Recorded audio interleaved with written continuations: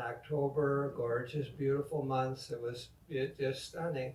And you could feel it turning today, couldn't you? A little bit November-ish, threatening a little bit of rain.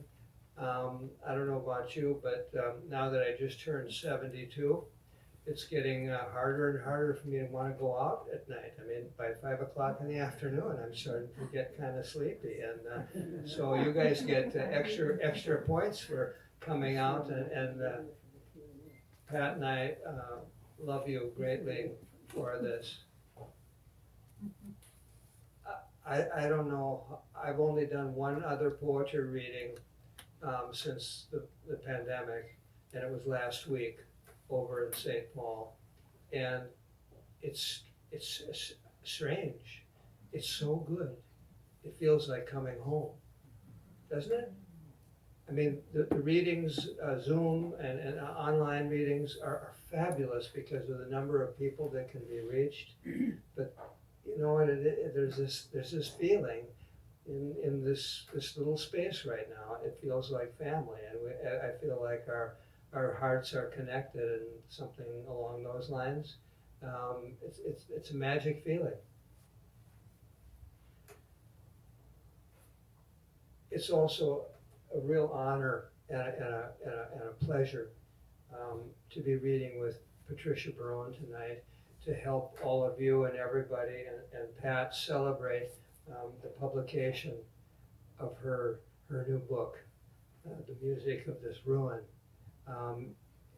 Pat's an old friend and one of the best poets that I know, and I know that she's going to lift us up with her poems tonight, and I'm really happy to be here and reading with her. One of the things that I could not see coming out of the pandemic, I mean, it put a magnifying glass on everything, all the big issues, the inequities, environmental, economic, all the big problems that we've known about for most of our lives. It put a magnifying glass, a light on all of those things, no question about it. What I couldn't have seen was how it was going to make me see some of my own poems that I wrote just prior to the pandemic in a new light. Couldn't have seen that. I mean, everything I've been writing during it has a gravity and an intensity that maybe wasn't there before, but they've actually helped me understand some of the poems that I wrote before it. So I'm going to read just a handful of poems from my book, The Idea of the Garden. And they're poems that I think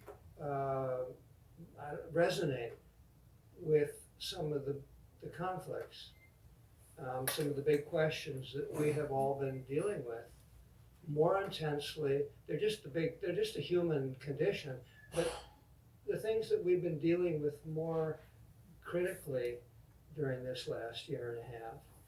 And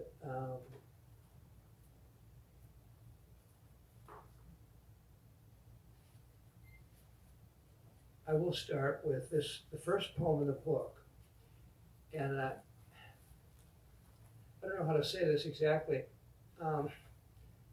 Sometimes I feel lost.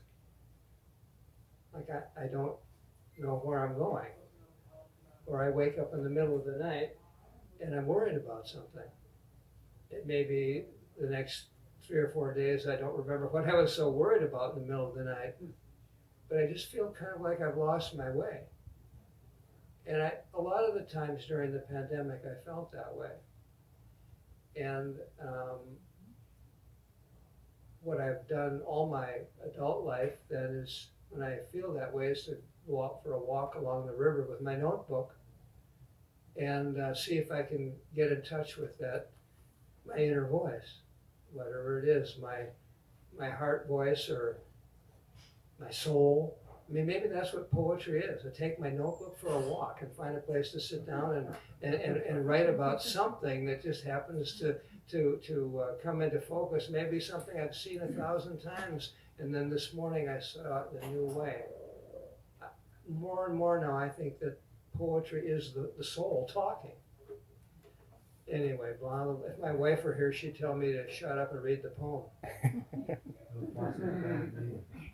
This is called How We Grow Into Each Other. A bittersweet vine coils around the body of a tree, deep in the woods, close by the wild cold lake, like a serpent slipping up out of an Aegean full of wind and pagan promise. So you grow into each other, sometimes, if you're willing to leave behind the ashes. Wait mostly for the heart to crack again like a seed.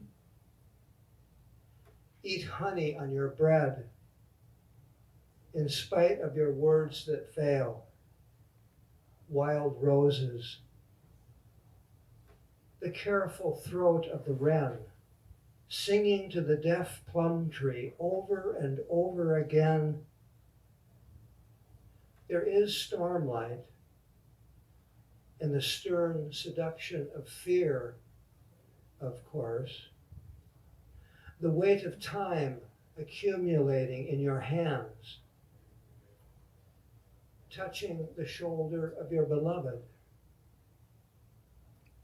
You want to arrive at that place where Solomon's seal flowers dance in the wind, as though a body could be cool flame. Never mind the ravaging supplicants of desire, the day bleeding away into twilight. You know that night will come soon, like an old man pulling dark houses behind him. In childhood, joy was a small bird soaring into sunlight, the clear mind not afraid to touch anything,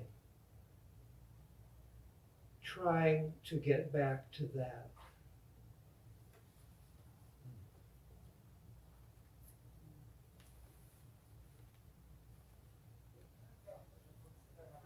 I suppose, of course, fear is a part of our human lives all the time. But it's a safe bet that we've all been struggling with fear and its complexities and its mystery more so than ever before in the last year or so. The thing you fear. When the thing you fear comes and nothing happens, nothing changes. Dry grasses are still standing, dancing in the cold wind after the rages of deep winter, pass without clemency, now with no purpose, no reason you can see. A great blue heron rises off the river, his long wingtips scraping the water, making his way into a sky more compelling than stalking the sunlit shadows. For something shiny, flashing fast, something vanishing into the clear current without impression. Suppose you are not the only one with a soul. Suppose the crows will be the last ones at the end of the day, waiting for you to give up, holding back nothing in your empty arms, not judgment, not even hope, with its persistent litanies. Leave behind the burned places in the meadow, an attachment you cannot explain, like a culmination of desires shed, the translucent, cast-off skin of a snake, the snake now coiled somewhere else in newness.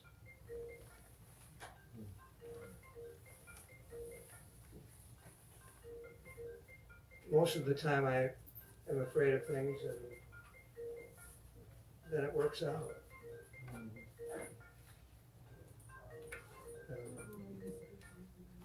It's not going to keep me from fear, though.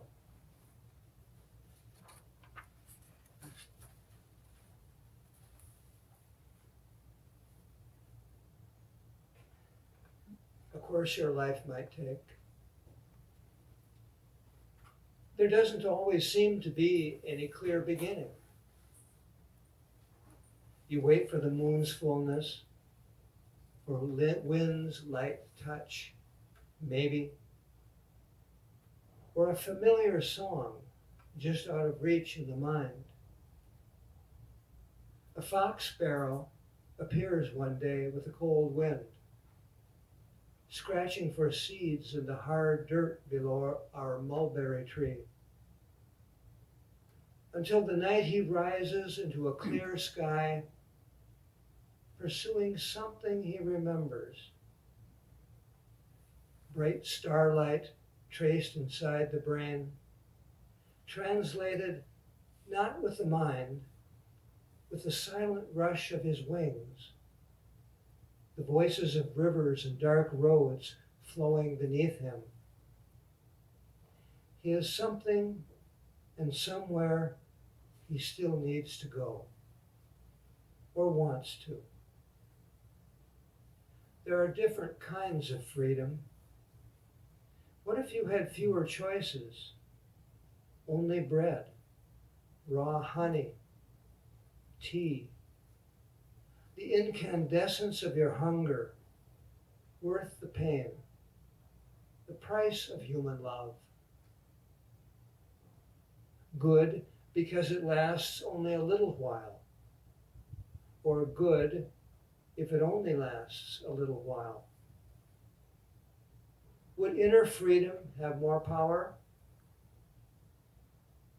The sparrow, having only a handful of dark seeds, a small piece of bread fallen from a hand, wind rising suddenly in the bare trees, never the same, and the great spring migration beginning again, bird voices beginning to draw something nearly numinous out of you. You want to grow wings, to rise out of your winter body like a lover, briefly touching the beloved shoulder in passing. I forgot to dedicate that poem to Warren Wozner, who actually claims to put more birds in his poems than I do. I have to work hard.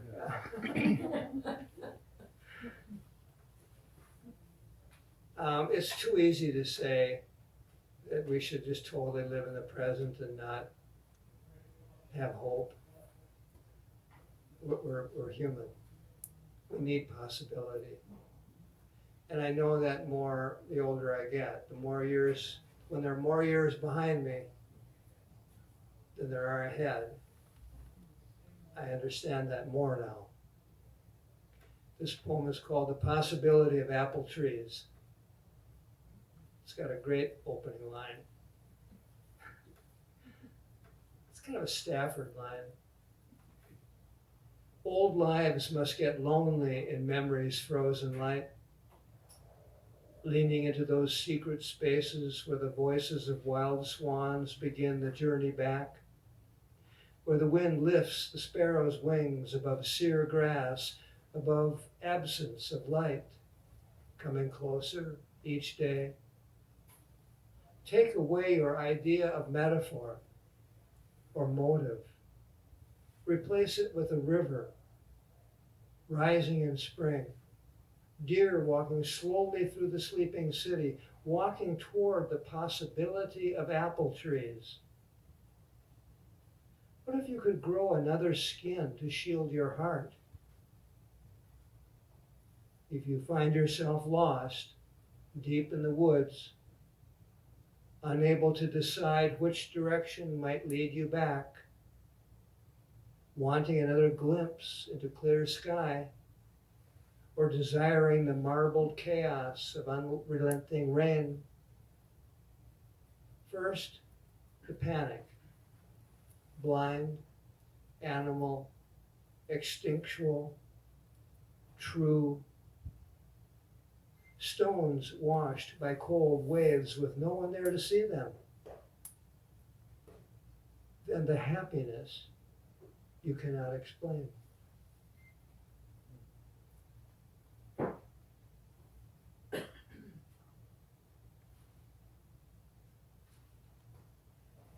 I'm amazed at how, I mean, who isn't, how the old myths, how the ancient myths are alive in our lives. How in some ways, sometimes it seems like we're, I mean, going whatever culture you can think of, but I mean, how the ancient myths, how we're almost like we're living them in our own real individual lives. Two herons. First close over the dark water, then rising into the late afternoon sun, two great blue herons appear.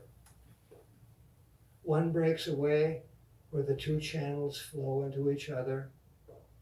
In the dusk gathering before night and the sudden stars, separated from each other. Sometimes you almost imagine the other's heart pounding.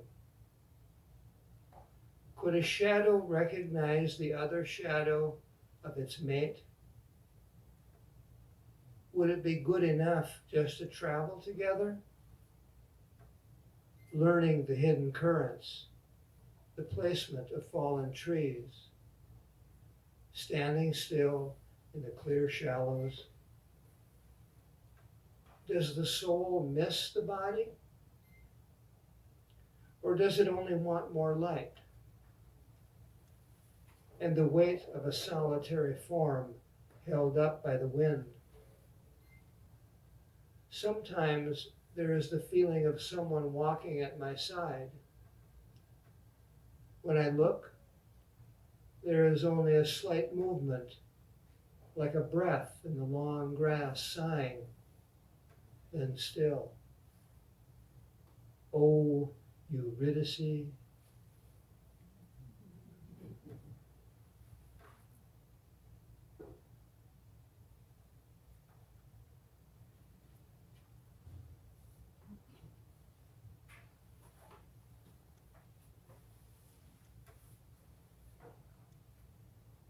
this powerful desire to keep living.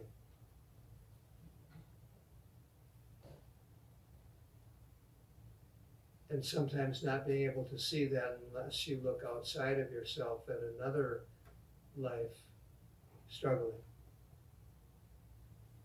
Sobering and inspiring at the same time. A poem called To Keep the Water Open. I think I saw this down at Crosby Farm over in St. Paul. About this time of year, a little bit later, late November. That almost casual struggle to keep the freezing water open, while the rest of the lake lies already unmoving under thin ice. It is not the great bodies of carp nosing around the roots of water lilies sunk in the mine's silent laminations, but the small feathered bodies of blue-winged teal determined to keep moving through another night, beneath the full moon, slow to change, indifferent, a far light burning through a haze. I don't know what it feels like to fall asleep, lapping in a kind of somnambulant beauty, releasing your mind into the dazed repetitions of your dark webbing. Before words found us in the dark, we were willing to let them speak with us. Maybe a kind of pleasure, a soft, pervasive lullaby, soothes those rapid heartbeats toward the temptation of peace. Before a bare branch snaps in the distance, and something brushes against the dry, broken cattails, where the dark eyes of a small, careful animal watch, waiting. The roots of exposed trees on the far bank stand doubled in the shadowy mirror, as though the world had stopped breathing, as though they know what is coming.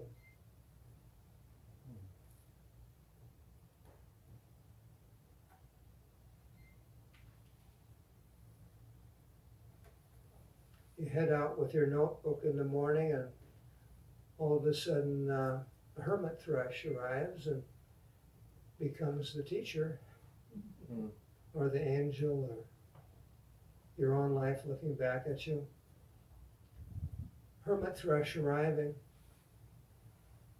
night, and the hermit thrush arrives in the moonlit darkness, flowing down the wind through the pine country with its great rocks, threading the uncharted peace in the spaces between stars, above the slow stone rivers of the highways, and the faint gravel drives of back roads leading to solitary houses with their yellow lights just come on, the way something suddenly ignites in the windows of the mind, waking from troubled schemes in the chill autumn wind.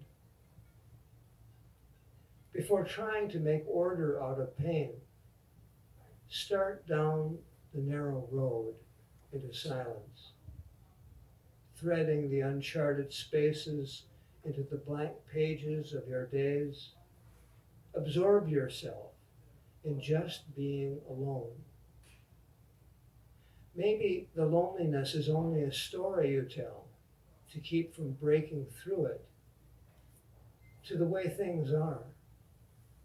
Each day the same choices waiting when you wake, what to do with the time you are given. Listening, waiting for the feeling of wings to come back. Maybe there is no safety, placing your whole body into the storm. There is only being at ease with being vulnerable. As the tracks left behind in your heart rise to the surface like wings, lying down into the long arms of sunlight.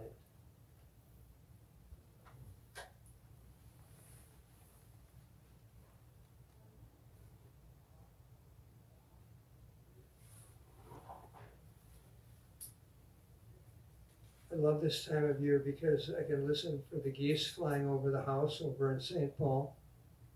My father always used to look at the river up in Moorhead and say about the geese, they always return.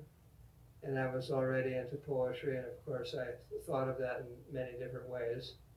And it caught me up quick when I realized that they do, but he can't, and I can't. Listening for the geese. The geese enter their reflections in the river at dusk, as you sometimes meet yourself in a dream, walking through the wall of moonlight, your body like a shadow, translating the body into a peace you never achieve, between your stubborn spirit and the silence of the falling snow. Loss comes back to hold you, speaks to the wild wolf of your heart, lapping at a clear acceptance. Like the dance of Aurora Borealis, the lament of a wild blue iris poking through crust in a spring blizzard, what pulls you back?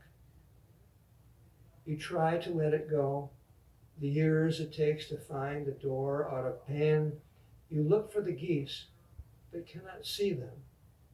Listen for their voices in the dark, and nothing, not fear or desire or happiness, changes yet.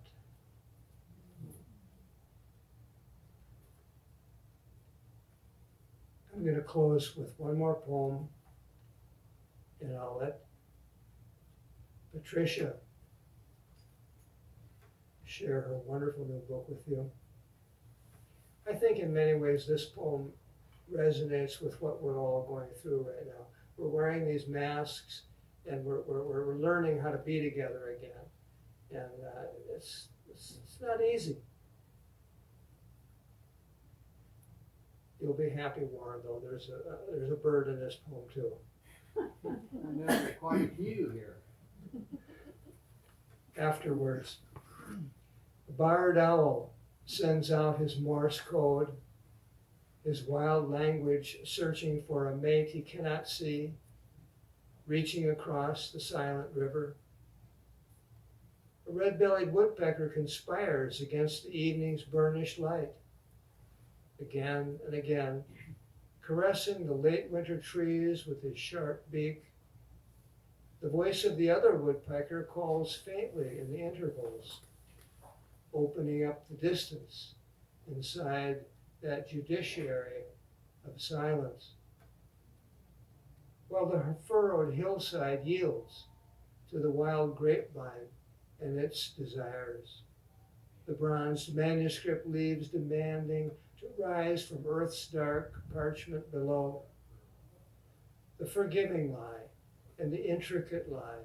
In gathering darkness, in the shadow near the ravine's edge, there you walk, trying to navigate the braille of your isolation, consumed in your endless human calculations, searching, reaching across the silent river, trying to learn how to move into the world again, as if nothing unusual has happened.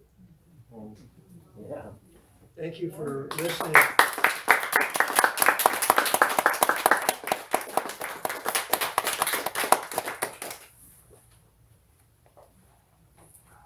I'm so happy to be reading with you, Michael. That was just gorgeous. Thank you. The kind of poems that sink in. I'm going to tell you a little bit about how this book got started. I became a nurse in my 40s, which was kind of old for becoming a nurse. I didn't think that I could stand the fast-paced life in a hospital, and my favorite population anyway was elderly people. I had a very close relationship with my grandmother. And so I really enjoyed them, and I came to think of a nursing home as a neighborhood. This book isn't so much about aging as it is about the deep story. Everybody has a story, and we lose things as we get older. We kind of concentrate. And so I've tried to give this book that feel. I'm going to begin with a poem that is full of sayings from my family. My Grandpa Ryan and Grandma Ryan and my mother. And so, Avenel tells herself goodbye. Run home, Avenel. Dark is almost down. A lamplighter climbs his ladder, flaring gas tapers. I'm tardy. I was the one fetched off from Dooley's, him singing Little Ave, Agnus Dei, you're my only sunshine. Avenel, recall how you crossed the bridge, bringing beer in a bucket on ironing day? Ma drank it ice cold. Wait, Avenel, for the chimney sweep, wearing a top hat to brush the soot from stars. Tell him to take you out the river way, his carriage pulled by dray horse in style. Why must he grip my arm so hard? Gasps Avenel. It hurts. Just take my heart and weigh it on the scale. Sea blue creeping up your ankles, Avenel. After skating, Ma fixed cocoa. Warm me. Why must your body know desiccation? Open the sluice gates. Avenel, you're tasting salt. Freckles fade on your face, Avenel. The Milky Way speeding from time. Listen, your breath. A whistle in the fog, a long wind tunnel.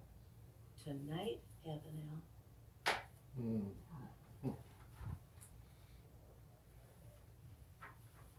My second poem is Crying. Chloe sobs "Mama" till she's short of breath, raining more, forevermore, in bushes, nurse's shoes, the freesia. Chloe cries "Woo!"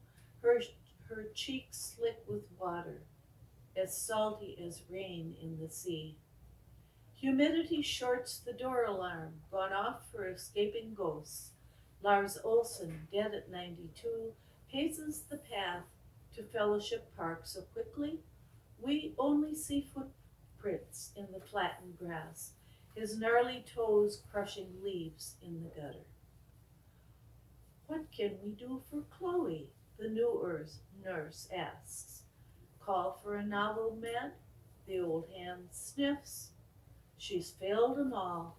She's done with chemicals. It's not her brain, but in her heart, this crying. Chloe's chin trembles. Where's Daddy? Why don't he get me out? Finch's foster parent orphan nestlings, says the sweet bird lady. Beneath Chloe's lid, surging tears drop in her open mouth and splash the pebbles in the large wire cage. Red in summer, says the lady. In winter they resemble sparrows. Dun tails glisten with Chloe's tears. The next poem is a sonnet. My dog was smarter than I was. Wilma quilted clouds for Canada geese, black yarn wings on hazy cotton batting. Not itchy wool for her counterpanes, starry spirals stretched on the quilting frame. She hung her worn-out comforters beneath the skylight rafters of the barn, its eaves fluttered with swallows forked in pointy tails. Long twitters unraveled in the air they filled, with iris-colored wings above the sheep, whose breathing in the winter barn gave shape to a sort of summer. Wilma was only 10 when she left 4th grade forever to bring the cattle in. Yeah, I know. Fortune cookies. I began the book thinking it was all going to be fortune cookies, and fortune cookie fortunes begin each one of these. Fortune cookies overheard in independent living. 1. You will have a date with temptation. It's a sad day when the funny papers are over, when your lover peels the last grape and pops it in his mouth, not yours. Where's the cake? The party favors. I used to drawl, come up and see me sometime, in a husky voice like May's, but now I crave chocolate, wine, and painless hands. 2. Expect the unexpected. Monday I scratch my lotto ticket at the grab and go. I always lose. On Tuesday I get Chinese, 1 egg roll with hot mustard. Inside the pink pastry excuse for dessert, I find this disgusting proposal. You will get unexpected kisses. I tweet, enough of your promises already. I mean you, your sweet stuff, and the thieving Dream On Corporation. With the sort of joints I hang out in, how do I know this message is from God, a good kisser, or the masseuse of my dreams? 3. Nature, time, and patience are the 3 best physicians. Nature strikes my joints, in time I'll use a cane, and I'll be damned if I spend 1 moment with patience, her endless yarn, her namby-pamby knitting.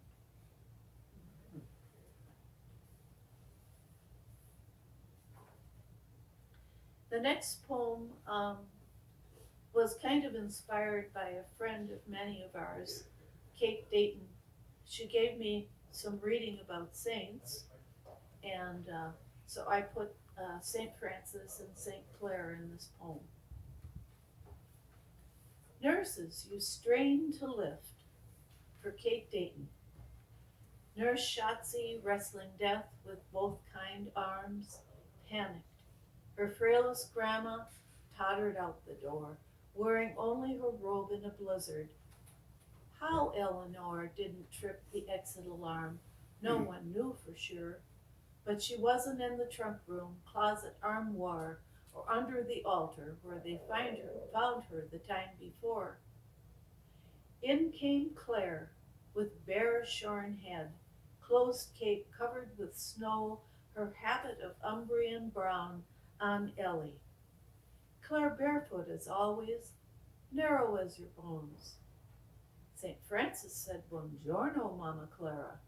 He'd heard of her coming from the feathered monk, a blackbird. Shotzi took Ellie, now lucid, to phone the son she forgot a decade past. Claire floated the stairs to her hospice workshop. Vicky, director of nurses, arrived at the meeting sprayed with our page. Shotzi followed, sneezing with plates on a cart. Abbess Claire, Vicky said, have some pizza, diet, root beer. Laughing, she added, I'm starved as a shiftless Votech nurse. You are in's click, retorted Shotzi, to dish the latest mess, who's slow or can't do Medicare. Shotzi gossips too, but has no malice. She and her aides pad bed rails, heat bedpans, smooth braces, fasten ankle brels, and keep the fragile safe without restraints. Hear my rule for quarreling nuns, Claire said. Though nurses don't kneel like the lamb St. Francis trained to make us laugh, daughters, you strain to lift your heavy tasks, the hours you strap upon your wrists. You run from the sick to your pens and fear the state's inspectors who list your malpractice, forcing this endless writing. I say no. Cardinals are hard and over-anxious, but I've refused their gold. Donna Vicky, let your nurses speak, dispensed with grim portresses, grills, and double locks. We women have the power to change water into wine when we stay with souls who need us for their journeys.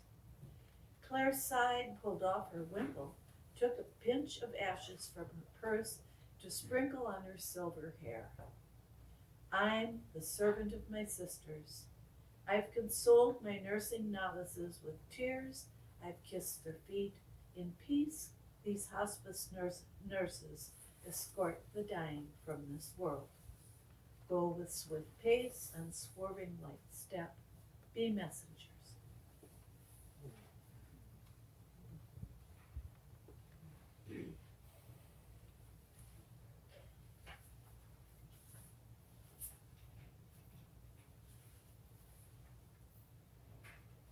Living is to suffer but still dance for physical therapists of a certain age.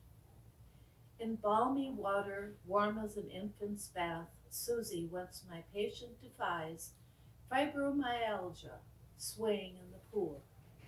When it's time to go, she hoists her booty up each step, rolling out groans and swear words as gravity takes back her buttocks, hips, and knees. We swimmers who suffer on land from traveling inflammation empty the pool with our chorus of moans. We limp to the sauna together. Once a nun, our Susie escaped a prison. When Mother Superior made her sing, I'll be home for Christmas, and smile though your heart is breaking to prisoners on death row. Zorba the Greek invited Suze to live, take off her belt and dance, so she boogied right out of her habit, and she's been naked ever since.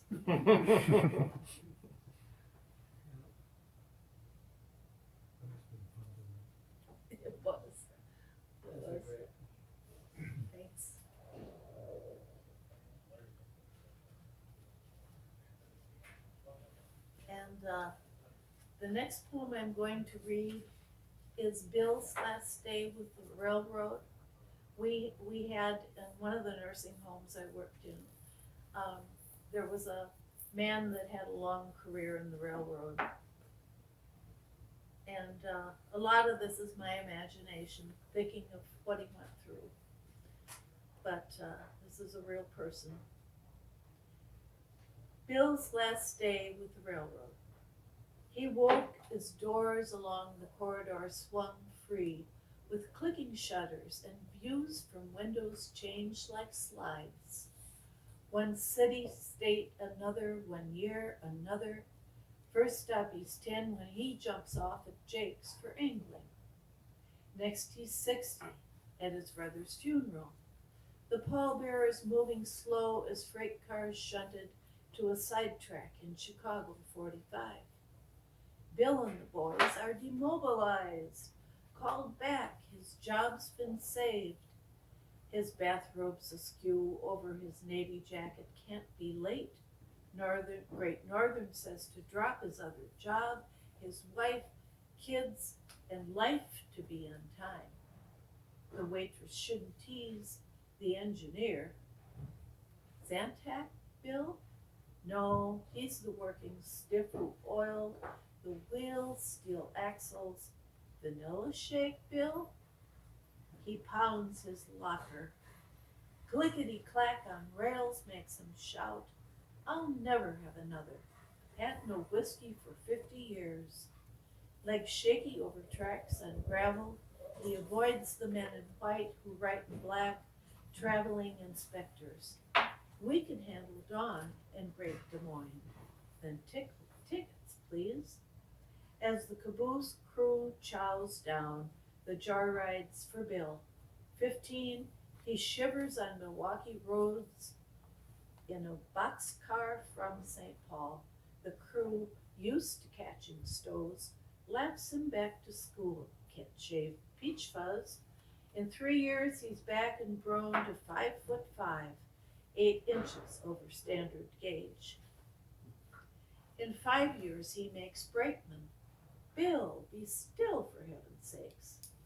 Down Rock Island Pacific corridors, he leaps the couplings fish plate, going slow round a curve. Union Pacific grading steep when an agent from Missoula teletypes a slide.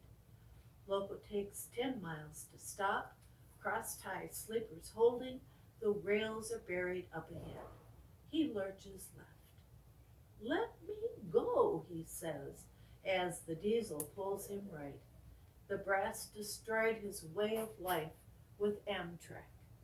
Still the Badlands, like a deck of cards, whip by the track, buttes, then ridges flipping up, fast deals the wind blew 4 hands now, clutching his arms. Please, your legs in your pajamas. Rain on those new dome cars, not the real thing. He'd staked his future on his pension. Time for bed, Bill. Steel winds on creosoted timbers. Their golden wedding trip in Pullman bunks, a train man's holiday shaking like fast jazz. The Atchison, Topeka, and the Santa Fe, the city of New Orleans, its boogie-woogie blues. Then Lincoln, Denver, Boise. What, Bill? You're still up? Your teeth go in this cup. Countless berg mounds, Oshkosh, Winston, and Buck. A lozenge to help you doze? No. He hears the whistle blow dark tunnels across Menasha, Fond du Lac, Prentice, Never Bins, backwater milk runs. What's the matter? Bill heads for the exit. Don't stop me.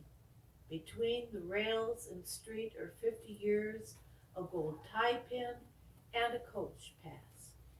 Alarm bells sound, signal lights red, crossing bars down. A fog upon the tracks, the warming noise. I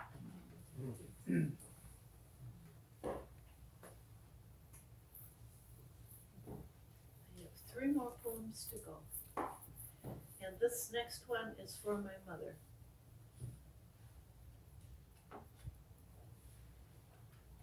We wait in the night with Mary. My mother's voice, sibilant, rises on Mary, full of grace, and the moist white noise, her machine condensing oxygen, what she needs to live, from ordinary air I breathe so easily. Comforted, she hears and feels her warm breath making words.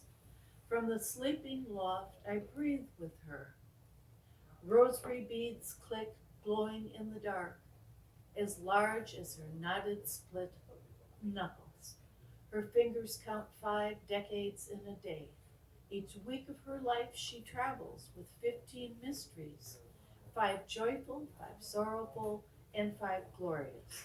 I remember 3. Keeping awake, she prays till she completes Our Father, Hail Mary. Blessed art thou among women, her last glory be. Before she prays, she reads of betrayals, murders solved by Mrs. Marble, Father Brown, or Hercule Poirot. Detectives must have denouements. Rosaries are round, so she comes again to angels and his sharp star. Stumbles, whips, and pounded nails should never happen, but they do. She counts on his resurrection, but the sorrowing loop continues, with blessed is the fruit of thy womb, Jesus. She wakes at 2, beads hooked on her thumb. She's had it with circular journeys, so she prays for her sons, one lost to death, one estranged. Awake with my own absences, 2 the same, I try to say, Holy Mary, pray for us. I join the queue I was born in, and could exit but do not, and neither do my brothers. Not from the cloud her breath makes, the long line of her chant. And here is a poem that was inspired by a friend of Mary Kay's and mine. She remembers to inspire. For Gwen, playing Chopin. Playing, she forgets to breathe. She says it's not her fingers releasing each measure whole, but the singer inside her. Inhale, she writes at every bar, and holds her slow inhalation, suspending plateaus, the slopes of notes, her life beyond cancer. I begin to climb the hill, retaining my oxygen for 2 long strides. Pursing my lips, I exhale, the way my mother expelled, air trapped in her lungs' alveoli. Wondering how much time I have, I practice for emphysema. May I go on despite my smoking, lungs clear these 30 years. Mute singer, holding your breath to span fatigue and chemotherapy, play the white keys and the black, half steps in between. I keep on climbing despite discordant notes, the rasps of my breath, unsteady steps. With greedy lungs I'm breathing in and singing out until the woman playing rests her hands. My last poem is for my father. It's a sonnet, if I can find it. Please. Okay, go backwards.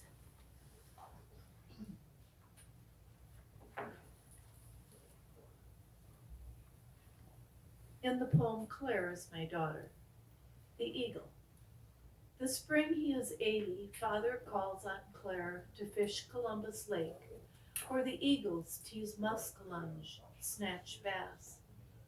On shore, rabbit chip-like calls make squirrels tremble, eagles warning anglers to keep off the walleyes. Grandpa's bypass heart, I'm scared. I tried to teach Claire how to run the motor, but she's small. If he were stricken, she couldn't pull the cord, a skill I knew at her age 14.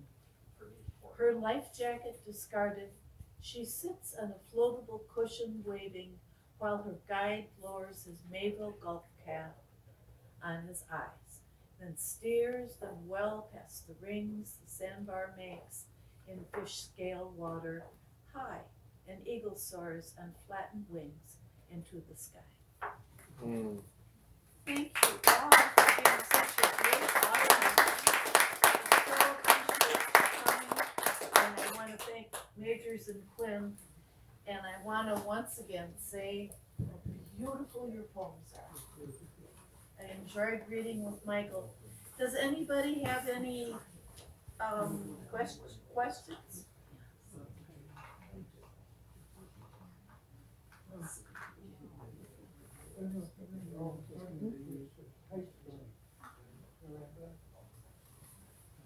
Well, thank you all for coming.